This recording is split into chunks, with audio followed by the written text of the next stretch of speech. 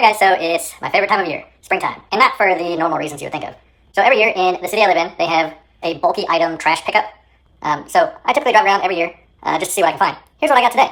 This is an electric snowblower. No idea, it probably does not work, but I try to make things work again. So I grabbed that. I also got this little 6-gallon Craftsman air compressor. I'm assuming it doesn't work. Okay, now for the Worx snow thrower. So I plugged it in and it works. It powers on, the auger spins, the little crank handle here is a little stiff, but it does rotate the little snow chute. The one thing that I did notice is this, if this nut up here isn't like super snug, this little piece will slide out of this collar and then it won't, won't rotate this. But I think the reason this got thrown out is because you can see on this auger, there's a rubber piece here.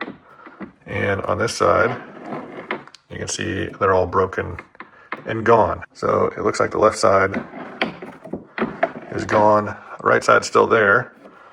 Looking them up, they're discontinued from Worx. But I did get on Amazon, and there are there's some like Honda snow throwers that use a similar style rubber piece. And so you've got 2 curved ones on each side, and then there's these 2 flat rectangle ones. And it looks like they're just all held in with some Phillips head screws with lock nuts on the back. So I'm going to try to take these out and see.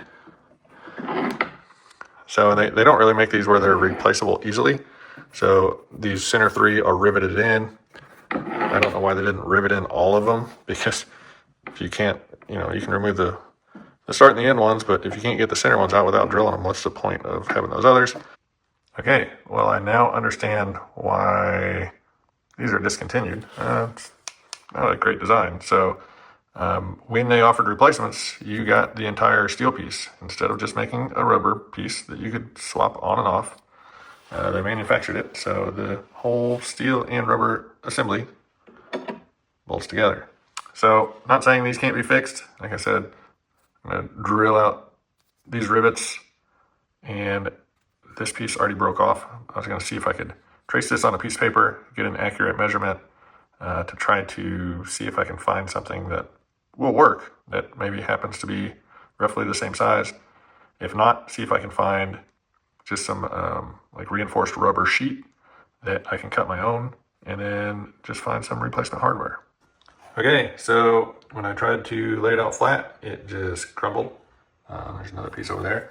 But I was able to make a template on some cardboard here. And so I transferred the hole marks and a rough dimension of that outer diameter. Now to try to figure out what size these are, I need to figure out the diameter of this curve. The best way to figure out the diameter of a curve is if you can connect 2 points between the radius with a known distance line.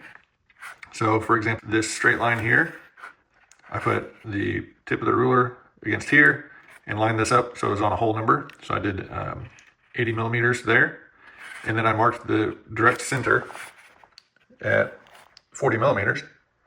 And then I did that same thing over here.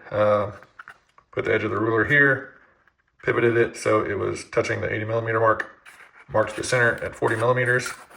That line's kind of hard to see.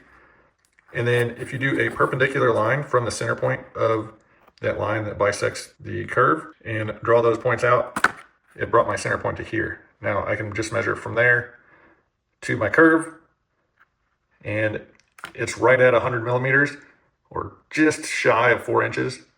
So that'll give me a rough guide on finding something. I did order some new rubber pieces that are meant for a different brand of snow thrower. I don't know if they're going to match up or not. I will try to tackle that tomorrow. Okay guys, so I am back here with this Worx snowblower. It's been, I don't know, 5, maybe 6 months since I first started this project. So you can see I've got half of this completed. The other half I have down here. And when these first come out, the center 3 holes are riveted onto the original rubber piece. And these 2 outside holes use a screw and nut through here and here. So it just kind of loops around. Same as here, screw and nut on each side. Worx used to sell these as a complete unit. They've been discontinued. A little bit of planned obsolescence. They don't carry this model anymore. They don't make this model anymore. They want you to buy their newest equipment. But I found some replacement. These are for like a Craftsman or some other snowblower. I will put a link to these down in the description. So what I'm doing is I'm taking the old original rubber piece, laying it over the top, using my silver Sharpie here, and I'm just marking where some new holes will be. Now, these new rubber pieces came with a whole assortment of screws and lock nuts and washers. And so I'm just going and using a plug cutter and cutting some new holes. So you can buy a hollow punch set like this from Harbor Freight. I think these are about $8 or $9. You can probably also get them on Amazon. I will post a link down in the description, something similar. But basically, you chuck it into a drill, and as you're spinning, it kind of cuts through. So I've got this set up on my drill press, and I'll get the drill going, but basically, you just kind of sight it up where that needs to go down while it's running. I'll go through and get all of these holes punched out. Okay, so I've got the new holes cut, and the next thing to notice is that when we kind of line those holes up, you can see the new pieces actually are a little bit wider than the original pieces. Over here at the edges, they're pretty close. Get that one line back up. Pretty close there, but then it gets a little wider there. But I think I'm just gonna run them like that. There will be a little bit of wear in on this bottom edge, but I think it's gonna give a little better performance just as far as getting the snow scooped up and out the chute, especially in kind of slushy stuff. So I'm gonna leave them like it is. Worst case, if it's not working or too much strain on the motor and it's just not performing, I can pull these back off and just trim a little bit off. But now it's just the process of going through and getting these bolted up. I'm doing the screw head and a washer on the rubber side and just the nut straight to the steel on the back side. Now, the rivets that were in here were a little bit smaller than the hardware that comes with it. So I'm just using a step bit. I found that whatever size it's currently at, if I just go to the next size larger, it's just enough clearance for this hardware that came with these, and I'll get them bolted together. I'll use the new hardware in the center 3, and then the original hardware in the ends that go into the assembly in here. But that's it. I'm gonna get them bolted up, and we'll give it a test run. So there it is, all 4 rubber pieces replaced. I did take this outside and run it just on the dry concrete to kind of shave these down a little bit. I did have to tip it forward so these were contacting the concrete because they are a tight fit. I mean, it does rotate, but you can hear in there it is a very, very snug fit. Down along here, this plastic got a little hot, and so I got my garden hose with a misting nozzle on it and just let it spray on this while it ran, just to give it a little lubrication. This is used for snow, so as long as you're not running it dry, it should be fine. I did notice if I ran it dry, the motor would slow down just because this plastic was heating up, starting to melt a little bit. So after, a couple good snow clearings, hopefully these will kind of break in and that issue will be gone. But again, you're always going to be moving snow with these, so it's going to be cooled off by the snow, and there's going to be water, so providing some lubrication there. So that's it. It's pretty well ready to go. I pulled the top cover off. You'll probably have to pull this little wing nut off to pull this rod out, and then there's a screw in each of these 3 tabs, and then this whole cover pops off.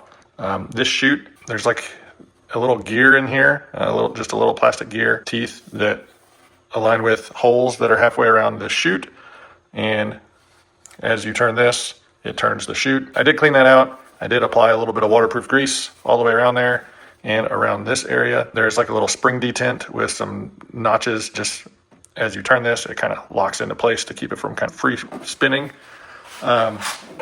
This shaft that goes in here, it does have a flat spot on it, and there's a little hole here. There was nothing in this one, but I just cut a wood screw that I found that would thread in there. I just cut the shaft of that wood screw off and cut a slot in it with my Dremel, just so I can get it, flush under the surface, because it's pretty tight clearance around this here. And then I also just flipped this over. It was originally hanging out the bottom. I just moved it up to the top so you don't have to bend over as far to adjust it. And that's it. I think it's ready for winter. I'm probably going to give this to my mom to use. So one thing that I did find pretty interesting is the original rubber pieces on here. Let's see, on one side of it, it does say TPU. So I'm really wondering if this is the same like TPU material that you can 3D print. And so I may model this in Fusion 360 and upload it to printables. That way, if anybody has one of these and they don't want to mess with cutting new holes in rubber pieces and whatnot, you can just load them up, 3D printer, print them out, and you'll still have to drill the rivets out and stuff, but at least it would be an exact fit. And you may be able to, you know, keep your snowblower going without having to throw it in the trash. So this is a project I started 5+ months ago. It's been a part in my garage for a long time, so I'm finally getting it finished up before winter. It kills me that companies make stuff like this where they have a very specific part that they don't stock forever. I mean, I don't know how many of these they sold, but if they would just offer these rubber pieces and some hardware, like these rubber pieces are they've probably made millions of these. I don't know. It just kills me that it gets to the point where the average consumer can't buy a replacement part. And so this thing is deemed junk. So if you're watching this video, you probably have one of these Worx snowblowers that you need to get going again. If so, comment down below. Let me know how long it's been broken, if this helps, if you're gonna try this. And I'd be really curious to see how many users have the same issue and have thrown their snowblower away, gone out and bought a newer model or whatever. But that's gonna be it for this one. If you like what I do, give me a thumbs up, hit that subscribe button, and until next time, we'll see you later.